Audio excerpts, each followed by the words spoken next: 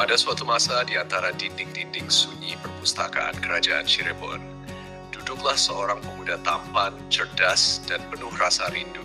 Dialah Syarif Hidayatullah, yang kelak dikenal dunia sebagai Sunan Gunung Jati.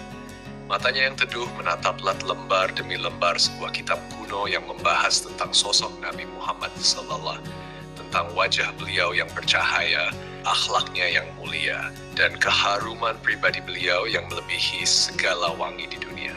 Semakin dalam ia membaca, semakin hebat rasa rindu yang tumbuh di dadanya. Rasa itu bukan rindu biasa, ia seperti kobaran api yang membakar jiwa, menuntut pertemuan, menuntut kejelasan. Ia ingin bertemu langsung dengan Rasulullah SAW. Bukan hanya mengenal lewat kitab atau cerita, tapi bertatap muka bersua dalam cahaya.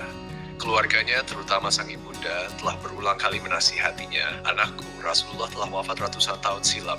Rindu itu indah, tapi jangan sampai membuatmu tersesat dalam angan." Namun Sunan Gunung Jati menggeleng, "Ibu, bagi orang yang mencintai dengan seluruh jiwanya, kematian bukanlah penghalang. Bukankah Allah Maha Kuasa? Bukankah dalam mimpi atau dalam alam ruh kita bisa dipertemukan?"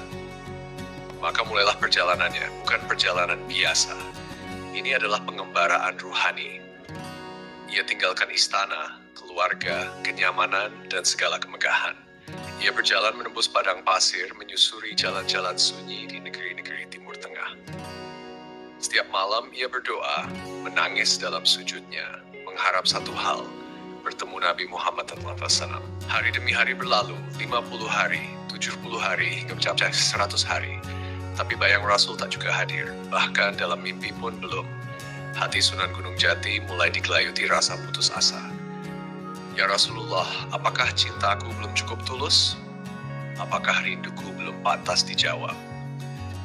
Suatu malam di sebuah padang luas yang tak bernama, di bawah langit yang sepi bintang, tubuhnya yang letih bersimpuh dalam zikir. Air mata menetes deras, dan di saat itulah sesuatu yang aneh terjadi. Tiba-tiba langit seperti terbuka, alam seakan terbelah. Ia tak lagi berada di bumi, melainkan berada dalam sebuah dimensi cahaya, alam nyawa. Di sanalah ia melihat pemandangan yang belum pernah terbayangkan. Ia melihat para syuhada, orang-orang yang wafat di jalan Allah. Wajah mereka berseri-seri, tubuh mereka harum, dan mereka tersenyum dalam damai. Dalam kekaguman dan ketakjuban itulah datanglah seorang penunggang kuda. Bukan kuda biasa, tapi kuda bercahaya yang dikenal sebagai kuda sembrani. Kudanya melayang, kakinya tak menyentuh tanah, dan dari tubuh sang penunggang memancar keharuman yang tak tertandingi. Laki-laki itu gagah, bercahaya, dan penuh wibawa. Ketika mendekat, ia tersenyum dan berkata, "Assalamualaikum, wahai kekasih Allah. Aku adalah Khidir, hamba Allah yang diberi umur panjang. Aku datang membawa kabar dari langit untukmu." Sunan Gunung Jati terpaku, tubuhnya gemetar. Sosok yang selama ini hanya ia kenal dari kitab-kitab para wali, kini berdiri di hadapannya. Nabi Khidir melanjutkan, "Allah telah memilihmu, wahai Syarif Hidayatullah, untuk menjadi wali kutub pemimpin para wali di bumi. Sebelum itu kau harus melalui satu tahapan. Makanlah buah ini, buah hijau dari surga." Sebuah buah berwarna zamrud diulurkan. Wangi dan cahayanya sulit dijelaskan oleh kata. Sunan Gunung Jati menerimanya dengan tangan gemetar, lalu memakannya. Saat gigitan pertama masuk ke dalam mulutnya, tubuhnya serasa disiram cahaya. Dadanya lapang, ruhnya terasa melambung ke langit. Dengan itu resmilah ia sebagai wali kutub. Namun itu belum semuanya. Nabi Khidir mendekat dan berbisik lembut, "Dan satu lagi kabar gembira, rindumu yang dalam kepada Rasulullah SAW akan segera ditunaikan.